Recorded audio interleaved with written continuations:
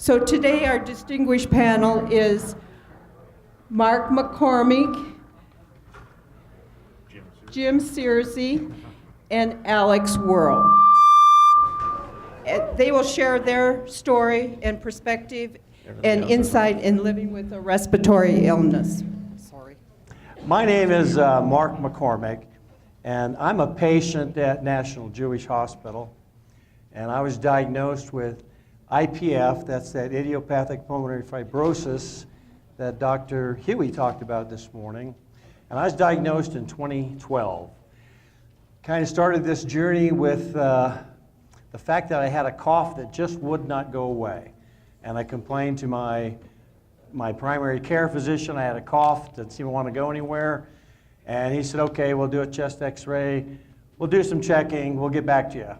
Didn't hear anything more for a year. Next year, I said, you know, that cough is back. It's winter time, and maybe it's winter, but can't get rid of this nagging cough. We'll do a chest x-ray, do a little check, and call you back. And this time, I got an email, and it says, yeah, it looks like the chest x-ray shows you have pulmonary fibrosis.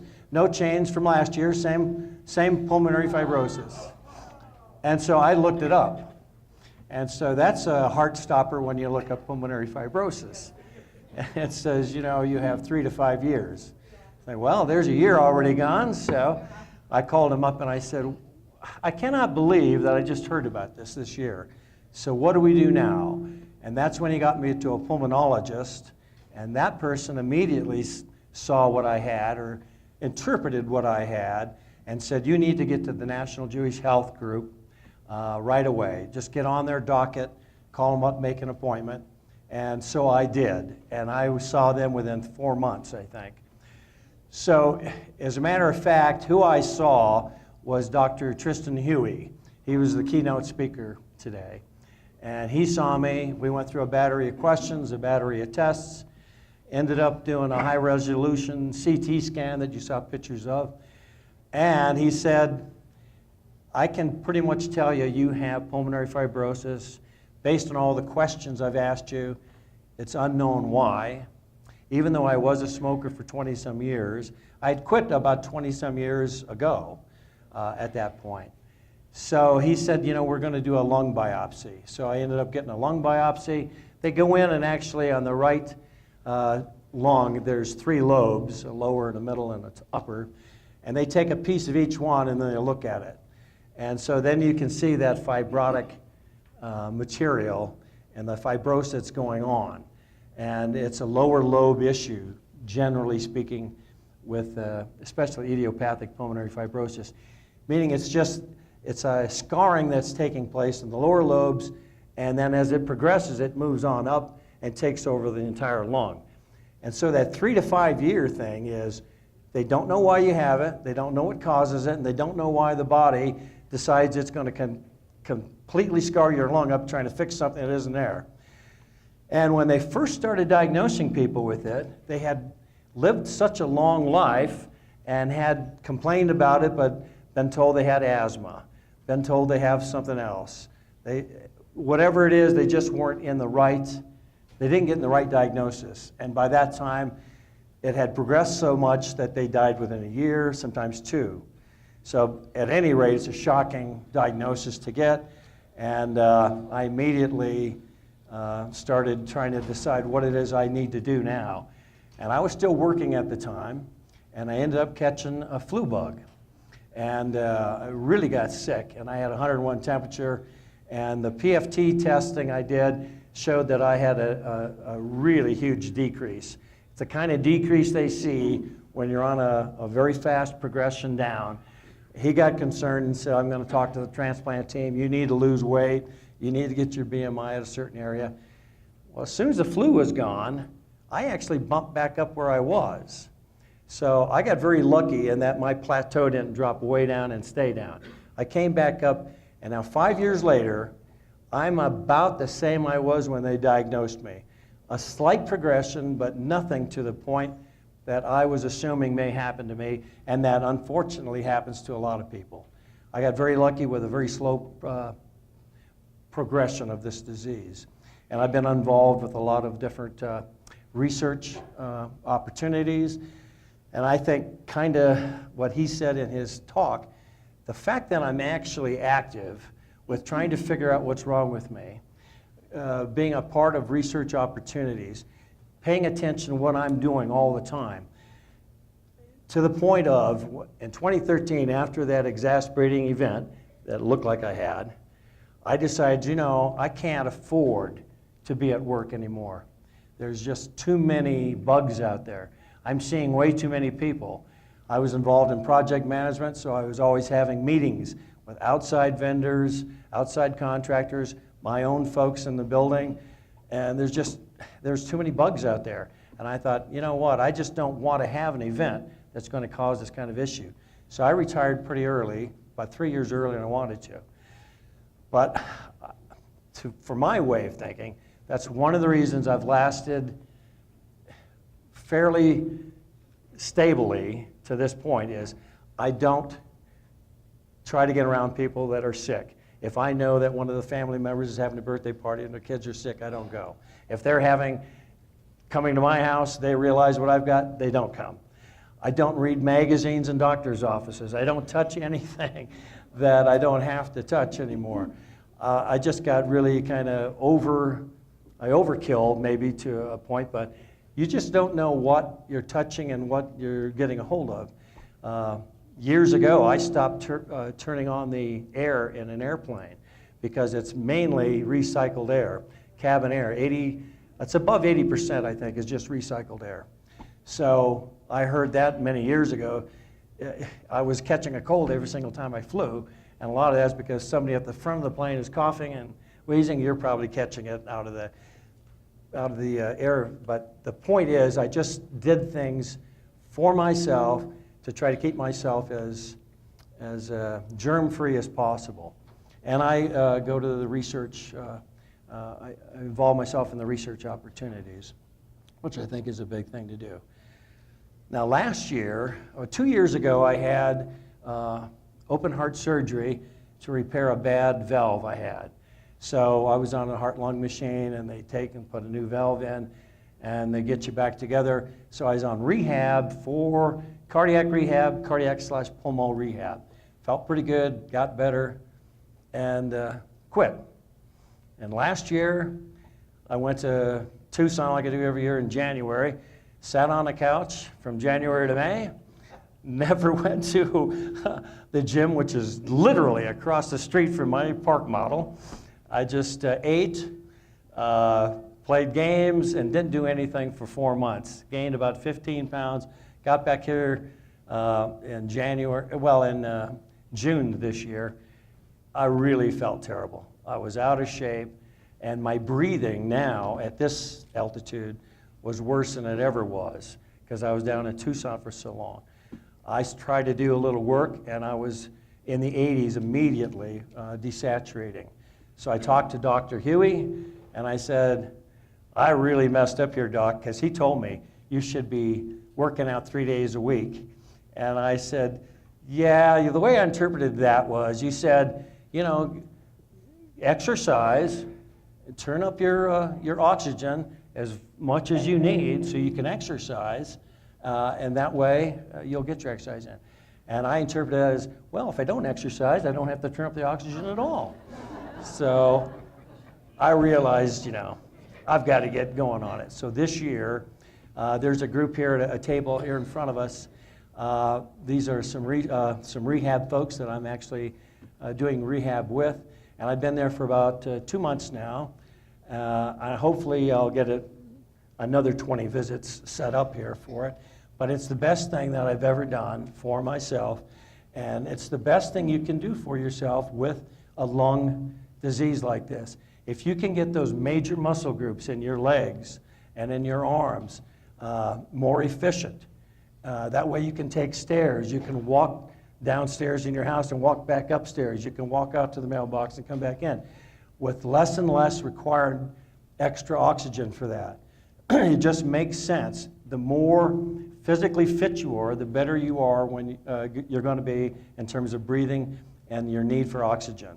So I really, really want to thank Felicia, who leads that group, and all the folks that I work with there. Appreciate it. And I'm just happy my doc really, put me in a headlock and says, this isn't just a nice thing to do. You've got to go exercise, and you've got to stay with it.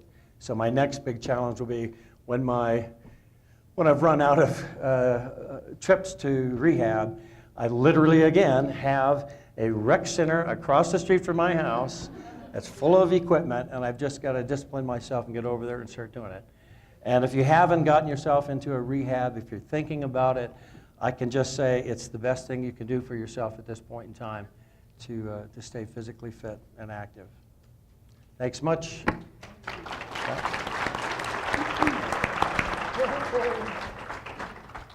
Thank you, sir. See if we can get it on here. All right, good afternoon. I'm Jim Searcy. I'm the harmonica instructor for the Huff and Puffers. That's our name for our harmonica group there at the Lutheran Medical Rehab Center. And I've been over 40 years, was a smoker. Until lately, I finally did quit. I never realized how bad you can actually feel, and yet how good I actually feel now. Smell, taste, it's incredible. I never realized just that much difference. For over 32 years, I've been clean of alcohol and drug use, which I brought from getting out of the United States Marine Corps in '77. Went to work at the Henderson Mine up in the mountains for 10 years, and that was the thing to do. I mean, you went out, you drank, snorted cocaine, smoked marijuana, and a lot of cigarettes and everything else. Somehow the good Lord said, nah, it ain't his turn. Because he made a couple of really bad decisions back in 1981. Numerous felony charges, figured I was going to go to prison for a long, long time. One of the things that kept me always together was the knowing that my family was there. Friends come and go. Family don't. And that's probably what made me get through it. And it wasn't until 1985 that everything finally came together. We moved down from the mountains after I got laid off from the mine, and things just seemed to start clicking. Once I quit drinking, once I quit doing the drugs, I took a quick look at my life and I went, you know, you were like a brown dead leaf. And it just took somebody to walk up and grab it and crush it, it's over and done. But then quit drinking and I turned it over. Now notice that leaf was green, full of life, opportunities. Doors started open to me as far as being a welder mechanic and fabricator. But I've been with the same company now 26 years, Hazen Research, hired on 91. I guess it was during that time, I was moving a pallet with a floor jack and I had a little fall. I landed on my right hip. I was ready for the fall. I even looked to make sure my head was clear of the steel rack, wasn't going to get hurt. I'd forgot about the 25-foot tape measure that was on my belt. That's what I landed on, and it snapped my femur like a toothpick. Well, you go through that and you get together. Well, I was in therapy over at that Lutheran Rehab Center there off I-70 Frontage Road east of Kipling. I had about 3 weeks left. Laura Wessenberg, the director over there, walked up and went, I hear you play harmonica pretty good. I said, yes, ma'am. About 30 years now, in and out of bands for 20. Would you teach my pulmonary class? Wow. First thing I did was thank the Lord. I looked her in the eye and said, I'd be honored. That was 2 years ago. Since then, this class, I've noticed, has grown from 8 people to almost 20. We need a bigger room, I keep telling them. We got to get a tour bus. These folks have learned to play over 50 songs. And that's everything from You Are My Sunshine and the old folk songs, Red River Valley. Harmonicats did some of those today. Include some of those songs. That's where we got some of our song lists from, actually, is the Harmonicats. So we got to give credit where credit's due. Thank you, ma'am. Yeah. But it seems like over the 2 years that I've been teaching these folks, those original 8, I've been noticing 3 or 4 of them. They're getting healthier. Actually, when we started, some of their baseline oxygen percentage tests were 58, 60%. Wow. Now they've taken some of those tests. Judy, for example, was 58. She's up to 61 now, just from playing a harmonica. Well, I think it's a little more than just playing the harmonica. I excited something in these folks, and it seems to have just taken off. Because due to my volunteering, which I do in a week, every other week, I go up to Longmont and I teach the harmonica to a memory care unit, the Alta Vida Memory Care Center. That's another thing. When I started playing, these people that are there, they don't really know where they are. They really don't know who they are. But yet, when I started playing songs, they started singing. And the therapists were like, whoa, we didn't expect that. So that's been going on over a year. So due to my volunteering and doing wonderful things with the harmonica, my coworkers turned me into Channel 7. And I won the Everyday Hero Award. Thank you. I couldn't believe it. I was very honored. Like I told them, I'm just having a bunch of fun with old folks playing music. And you got to give me an award? But I was honored, and I do appreciate it. What I would like to say, though, there's so many things out there that are so chaotic in the world. If you can just take and keep it simple. That was a rule of my grandfather. Keep it simple, stupid. Kiss. I guess he did call me stupid a couple times. I know he quit asking me, how stupid can you be? Because he saw I was trying to show him. He didn't ask me that anymore. But I grew up in Texas, small country town, on a farm, on and off during the week. And being in the Marine Corps, I saw hell firsthand. Coming to Colorado, I've been here since '77, 40 years now. What a beautiful state, beautiful people. But if you can just take one moment and stop and take a look around, if you're too damn busy to just help that one person, hold the door, help them step down, maybe pick that pencil up that they dropped. Just to do little things in life, you'll find it so rewarding, folks. And that's the thing that I'm blessed with. I've got people that expect me to go up every week, and they wanted to pay me at first. And I said, no, I won't do it if you pay me. There's no way. It means too much to me to just volunteer. When I first quit drinking, the counselors told me, you got to find something to do with your time. You're no longer in the bars. You're no longer over at these people's house doing lines of cocaine and stuff. You need to do something with that spare time. So I volunteered, became a Cub Scout den leader. I went up to the Easter Seal Handy Camp in Georgetown, did things with them. Worked with the Senior Citizen Center in Idaho Springs. But then, like I said, we moved down. I kept the Cub Scouts going, and it just seemed like work was too much. Well, I said, bull. I got to where I was, Laura asking me to be her teacher for the harmonica class. I knew I had to find time. I was working 9, 10-hour days, sometimes 6 days a week.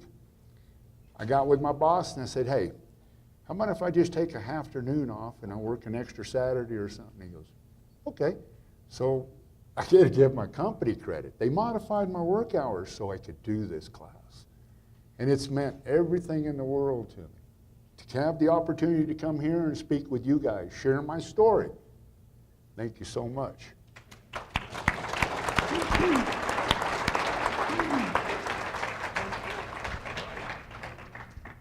How's that? My name's Alex. I'm not Ann Brew, as what the schedule shows. I am a respiratory therapist, and we actually asked Ann to just leave because she wasn't feeling great today. Our objective was to kind of come here and talk to you about recognizing your symptoms as pulmonary patients And so we figured we'd just switch it up a little bit, and I would talk to you about my perspective, as I do have a little bit of history with some lung issues. Can you guys hear me okay? Okay.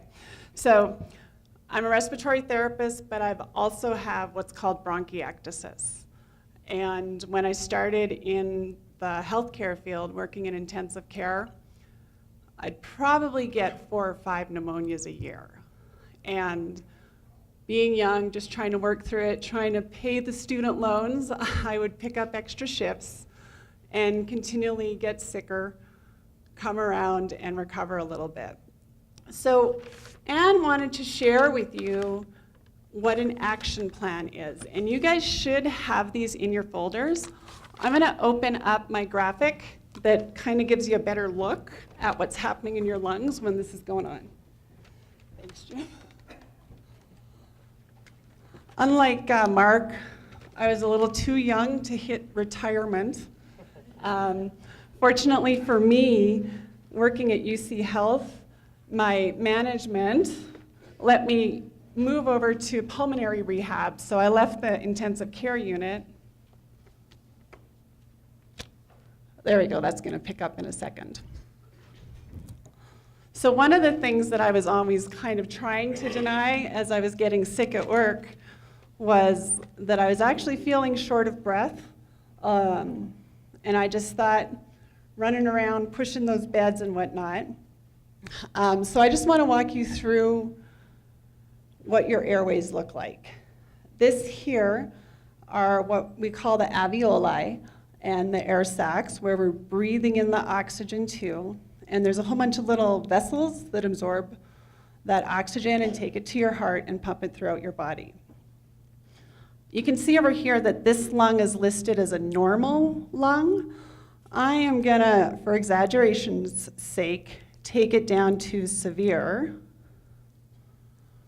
And you might have noticed that the swelling remarkably increased and these guys got bigger.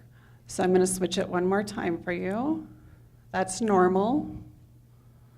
And this is severe. Has anyone out there seen this? This was given to us by the COPD Foundation. They were gracious enough to share it with us. So you may have seen it if you're at the conference before. We're gonna head on down. If we were to cut you in half and look at your airway, this is what it looks like when you have severe COPD.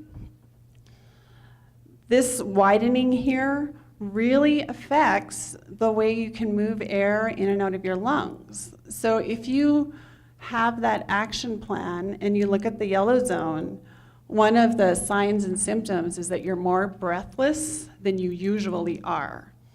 What's happening is your swelling is going from something like here, which would be a mild form of COPD, again to severe. So I would continually get pneumonias. In terms of being a patient advocate, I'm a daughter of an asthmatic who never had albuterol. Who here was born before we had albuterol? Anyone out there? So there's a few of you. So I really respect how tough you guys are and how you kind of work through the symptoms and the illness. But when you start getting those symptoms, these secretions, this white, increases. So you live here, you start to get sick, start to feel short of breath, you're coughing up mucus. This mucus is much more likely to catch infection. And when that infection sets in, it attracts a whole bunch of funky chemicals there that slowly break down your lower airways. So we're gonna head down there.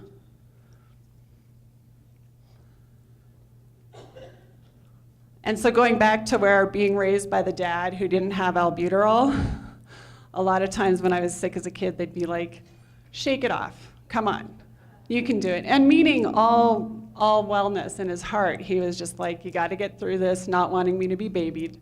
But sometimes you gotta speak up for yourselves, And that's why you should have the action plan and be able to report symptoms to your doctor and to your care team so that they know how to treat you.